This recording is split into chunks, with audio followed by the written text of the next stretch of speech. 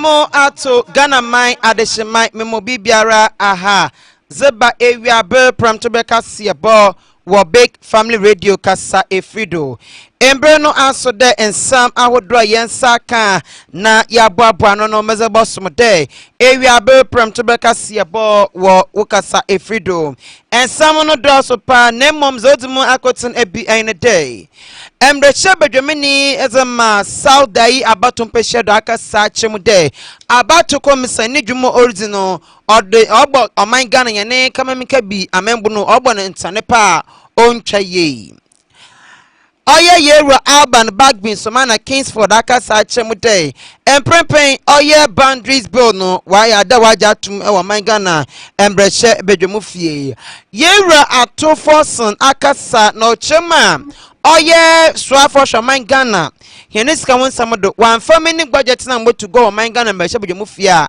jelide ansha oboko bi pa kwame agbeja ena okase ose oye kotoka imimshen gina bia e gate no sika waswade ye no ntase entino so abaka ho ensama meze enchemu ebro forestry commission that about to go achem the enimpa beye ahenum edwenu enum ena watchire wan e wa afimu wo illegal mining mo ensama na benime kai ho ena ya bone bedao meze bosom de ewia ber Abusua kase Akan Kasebo wo big family radio kasa efrido afei okin Kenya mazen sami bosom no ezi a mejedo aranyana Ejata Kabana Dodona from Ejata Koko school time was occupying Afe Jebrei Namanfa and Samono Ninchemu Emo Embre bedwemini edema Saudi abatum peshodo Yera Roxon Nelson Damafiakpo ono ene wakase na nensa Morokani 9 de oya mami Jane adukwa imesa nensa mobakan edano efane abato yeto ewo mpehye ye nkono asesia no watwentwen wone oya nsonsondo na egu wono ono akaza ochem dem ada mami Jane adukwa imesa one nedwuma yefo ye no ontwe ye kura ehye my Ghana ye ne amembu ye wom sesie ya oya kamaminke bia membu Adam warbo kamaminke bia membu no wabo ntane pa ochema wabe danger ama Ghana ye ne democracy no enti ohunda mami Jane adukwa imensa ne dwumordi no ontwa ye na yera da mafiekpo okase no otim abato komisa ne gina ye osi de oba recollection afa abato ehwo no ontwa ye kura na ehwe Ghana ye ne PNDC law oye 284 eno ne CI 127 na osi ono kutin akwanya owode abato komisa obotum ahwebiem ewa abato ehwo sunso ne tuma mbehye bedwemofo no na ehwe oye regulation 42 MSCI 127 na osi onye de abanadam nemom urban recollection na mesmore na ontwa ye kra enti wakasa achim ye particularly after the declaration of the results for the Electoral Commission to do what it is doing. In fact, Mensa has become a danger to our democracy because you see she cannot be a law unto itself. The Electoral Commission is subject to the Constitution and subject to regulation CI 127. CI 127 is very clear that where results are declared, it is not up to the Electoral Commission or the Electoral Commissioners to decide to ignore, to validate or not validate that declaration, because the declaration is in pursuance of CI 127. The Constitution is very clear in Article 99, clause 1, paragraph A, thereabout, that where a person is aggrieved or there is a challenge in respect of whether or not the parliamentary seat or election to a parliamentary a member of parliament is in doubt, the High Court is seized with the original jurisdiction in this matter. So where parliamentary results of parliamentary elections are in doubt in some respective constituencies, any person aggrieved with the declaration conducted by officials of the EC, the forum convenience to remedying the matter is the High Court. Abusua yanko ana onetu no ana ochemu day Abatu Commissign, Mammy Jane, Adokwa Mensa. On tum on Mobo Abanade, Obenti, Asimosi in a wedding, Kunim, no beer on Kade, the men Abanabo Bueno, 1G into Basan Abuboni Bium, also there be on your brokwando. Yera da mafia person so chemu dem. Esha Ghana mambrano. Oya afia peme don kuna di okuna bien 1992 constitution. NSCI oya 127 na. The main argument of fundamental no hinano no. Us order will resolve it court. Inte se bibi de Messi ewo yene abatumu empesi adon kono emprempe 121 sa asamano. Netantan ni tete aba no ebe mad night tete aba wo mu no ni na do koda no oye assemdi biafom na wotumi gyendu asam no also article 99 ewo Ghana mambrem no o chede high court nkotin no oni ni mpo wotumi asigina ye ewo abato ensamsam ho enti se bibi de mes na se mpemfo nto won asa eno no de abato commission no hwe na asa no ngogopo mu assemdi bia na wondi ho ensam na wanka na ye ntoto ye ewo yene abato bremu na marekodo no ontwa ye kra. We want peace. Imagine that J. Mensa holds a press conference and says that the declaration of the presidential results, she won't recognize it, so she wants to do recollation. Do you know the chaos that this will engender in this country? And finally, let me refer everyone to December 2020, when the minority caucus, then led by the Honorable Haruna Idrisu, when we were aggrieved by the outcome of the Techiman South parliamentary elections during the December 7, 2020 general elections, we sat in parliament here and petitioned the electoral commissioner, the EC chairperson. If you people recall, in submitting that petition, we had to walk to reach to the EC head office. We were brutalized in the course of that work, but we succeeded in submitting the petition. That was done on the 22nd day of December 2020. On the 23rd day of December 2020, she acknowledged receipt of the petition and assured us that she will respond to the terms of the petition. On 31st December 2020, she responded to the petition. Let me refer to paragraph 13 of her response to the petition filed by the minority leader at the time, Honorable Haruna Idrisu, supported by all the other 105 members of parliament at the time. She said, recollation can be conducted before declaration of results in all parliamentary and presidential elections. But after declaration of the results, recollation is no longer feasible, and that if any person is aggrieved, it is the law courts that must settle the matter. This was her own words to members of parliament in 2020.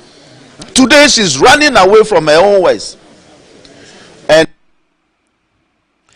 Abusua yanko ensam foforo na ekopo mu man Ghana yane embreshe bodwomi fia was about to go achem the Oya Ghana Boundary Commission Bill 2023 Oya dem prempin embreshe bodwomofu aja tuma wa pass mu abaye embre wo man Ghana na ne na ine de oboboa ama Ghana yane Oya boundary demarcation no and afen so oboboa ma dispute effectively etuma ye twuma ewo man Ghana ha na the Ghana Boundary Commission and a watchum there what's no every Oya Ghana Boundary Act Oya Act 795 and Oya Act 2010 on a wajina do what the share edit the midjumano. Now the Ghana Boundary Commission for and a watchum there. What are the me adi na wa Oya inter one tower and a cross border cooperation. Afen so transforming border areas ewa the main potom no wetum ayejuma. Now we are in a watchum the African Union and Economic Community of West African States ECOWAS. We na no wajina mu bia oboshe ama the midmedin etum akonkan. Na abra Oya Jumedi kwadu hono Oya yera urban bagging somana Kingsford on ensam chofo Kasebo o man Ghana be chewe wufi.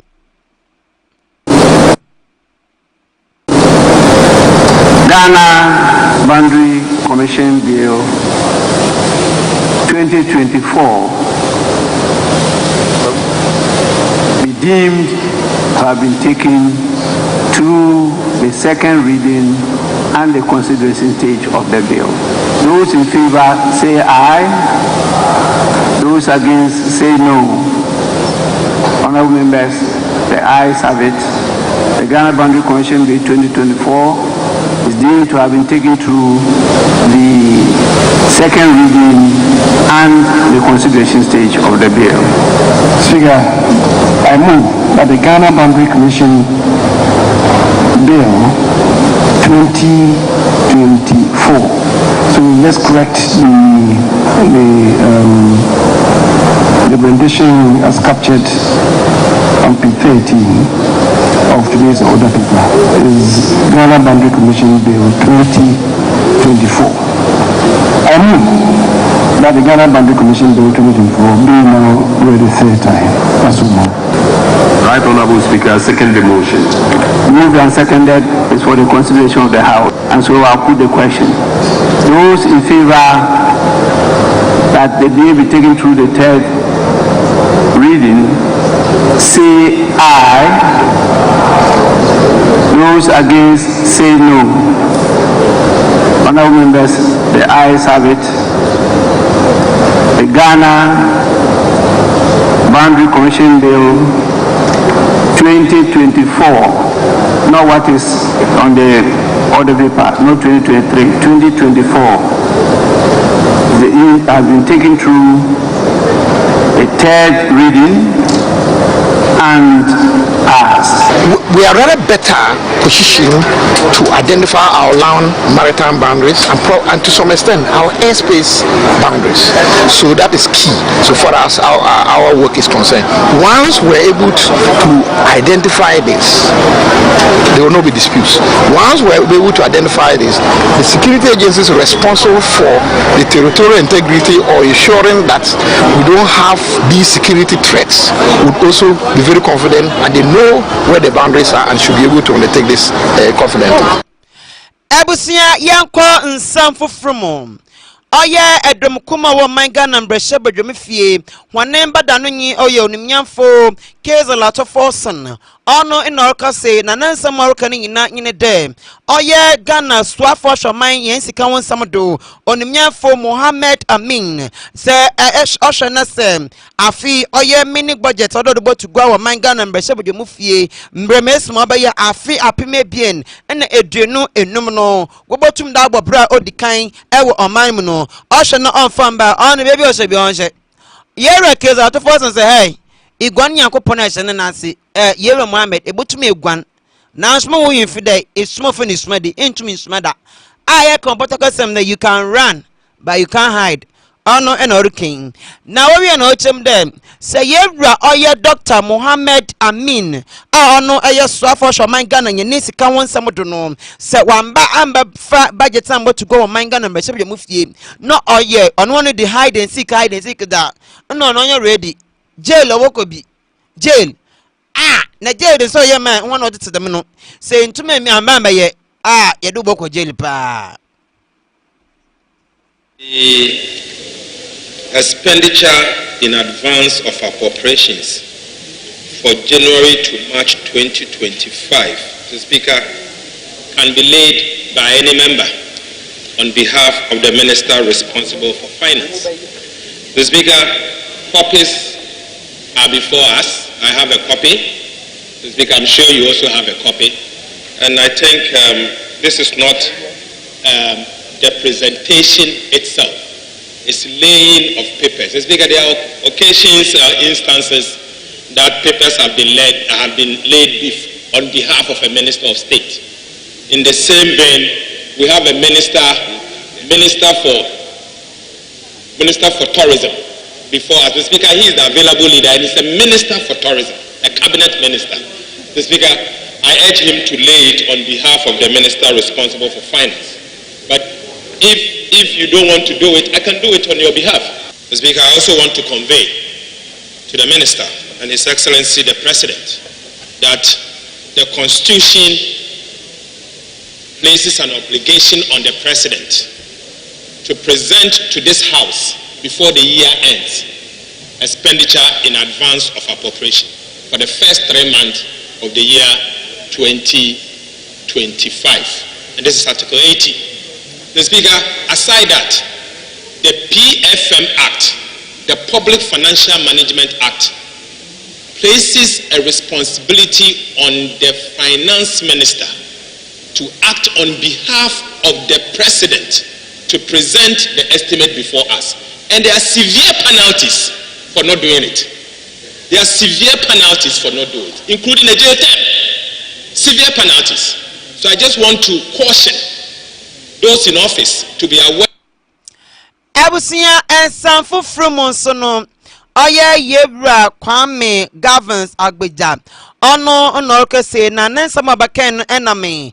Oya Ghana Immigration Service for one allegations ahodoa na amanfo bi ezrebon na ne inafa ne kotoka enwemhyen ginabia e-gate bi woye wosusu dem sikapudo de dem e-gate no oya abrochi dollars no opepepepe ahebien eduanan $240 million and what dem e-gate no na ono na modo ema yewra Kwame Agbeja akasa no chem de $240 million what the e-gate no na oya kotoka enwemhyen na bia no krampo ne phase 1 no ahinada and what the ye na the men say mo no ana oya Ghana Immigration Service for one paying for pad back say no chem the odin sam chofon card be pado and no richem dem onya no koro the me e-gate no onya $240 million and yet ye na mom sikapudo ye di shema ye de me e-gate no oya abochi dollars no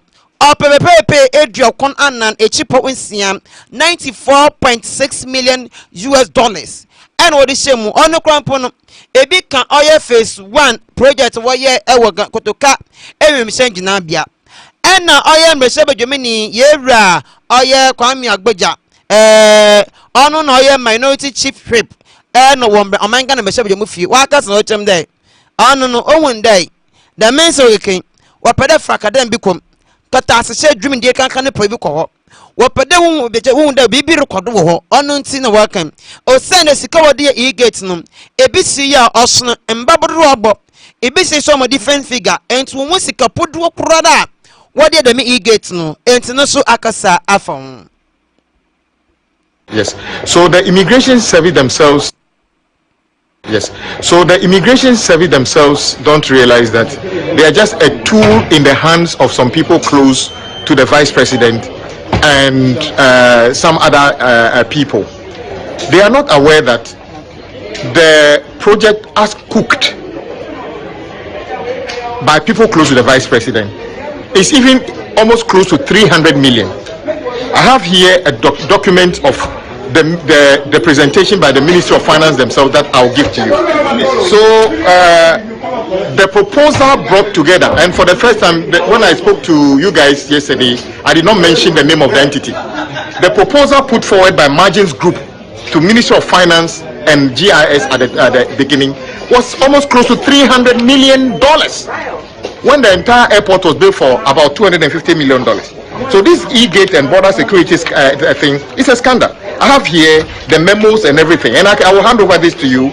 The sensitivity analysis based on base finance terms that was presented, which I'll hand over to you, clearly states this. So for 4 years, what they were proposing initially was going to be close to $300 million. So before Ghana Immigration Service speak, they should get the facts from Ministry of Finance and the people close to the Vice President's office. They are a tool people are trying to use, so they can't challenge me. I don't just get up and speak. If you want to take me on, you need to be careful about your facts. So I will hand over this, confront Ghana Immigration Service with this document and ask them direct questions. Are they aware of this? That an airport that was built for $250 million, a private entity was cooking a deal for 4 years that was close to $300 million.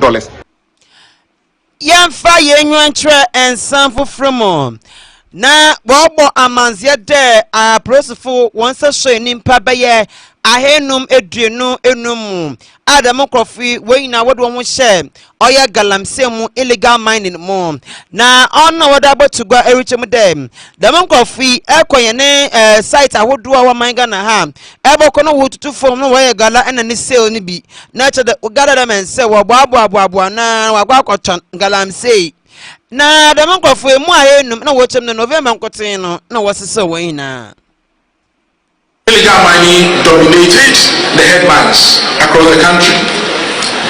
The Forest Services Division, with the support of Rapid Response Unit, stepped up their efforts to combat this menace. I would like to say that the menace was, and it still is, at a level where it has assumed national security proportions. At the end of November, the Forest Commission had arrested about 525 persons and seized a number of equipment that are used in illegal mining. Some of these cases are still pending at the law courts, while some of the people have been jailed. But we had some difficulties to do with the judicial process in terms of the pace at which the personnel who were involved in people who were involved in illegal offences were jailed. Chairman, during the second half of the year, there was increased public outcry relating to illegal mining and its negative impacts on the environment, especially in the forest, in our forests and then water bodies. The government responded by deploying military to deal with the situation, while effort is being made to revoke the Environmental Protection Regulation LI 2462 of 2022. So far this year, we have trained Fire you want try and some for from now. Concern patriot for change MNPP Amayokuno and one why and some 12 win shame you now one and some 12 win shame or any in a day. What to uncry as the rema elder councils of elders MNPP Amayokuna day. National Executive Committee for no Wungun us Wungun. We never should be in your na bandi na bin you save ono na group leader na the only di ikunu enyim na wo ye dem sam twafun no kasa ochem dem but ayi talk dem NPP fu wongu National Executive Committee ni 9 dem dem ikuwi wamboama abei afi apeme bi ne dunu anano NPP ndin kunyim ose onam de poor planning wanye won hye ye wambo abo ho anu ye Chaden kunte bubia wo buni na wanye ni ina ye enenze mebia de wo ye motumo bua NPP aban no enka fi apeme bi ne dunu anan abanom osanse fo no wanye ni hina enta branch ni gbefu ne kokko wa pa ya to ena se say yetum ya to the National Executive Committee NPP amayokum na se wentum ambua madama de kiti yentum ya ni kunyima na fo so biara enyu se de me na oteza ena ne de Odon Krakasipa Odre Kwama Oyempe in 4 NPP Amayokuna no day.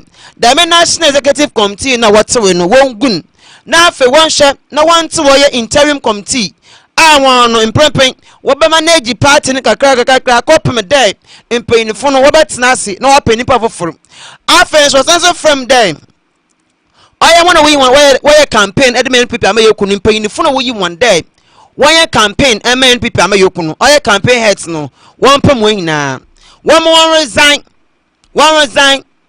na who never should be any the microphone one do o we akra na ochem dey one asem kro peda one akomado nyin dey ekuwi what's a campaign funds ahodo oye 300 million Ghana cedis wotremu ase ni na mu na chi no wankosiaga wakoye ho no aboware ware naturally won kokko apepa 8121 Cynthia obandamiti kuno wongun atupu MPP4 ayebi ofi ni wama woni e chairman nenu mi anyaboni MPP emegun ayebi se samre na e party akwa wunyanye mu e be jase nyina e be ka ye ho abom na ya sorry waka na bibi ayi wo se ade to no ya de to yes it a party na enu wa se na to nyina owie ni mbia course so 2024 elections are ekwem e gidi se